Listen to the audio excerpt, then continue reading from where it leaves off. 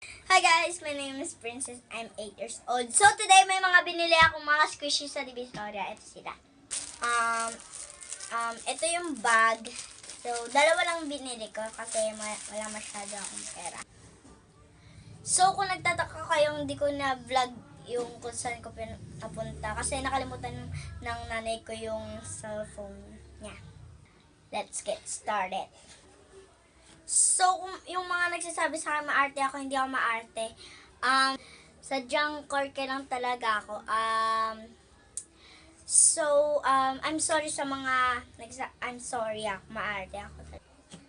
Sorry na agad. Avoid ko na ng ganun. Anyway, let's get started na yung squishes. So, actually, dalawa lang sila. Ito siya. Ito ang una ko nabili, sandwich Hello Kitty.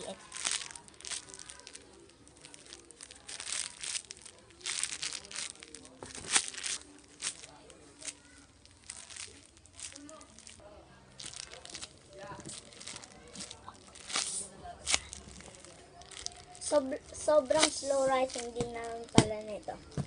40 pesos lang. Ito naman ang pangalawa ko nabili, Bunny Ban. Bubuksan ko siya.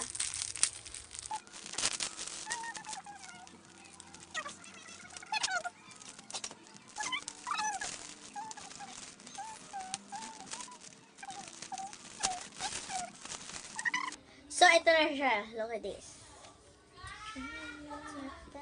Pati yung tenga niya. Okay lang kahit may defect siya. Basta walang mga punit. Okay lang yun. Walang punit.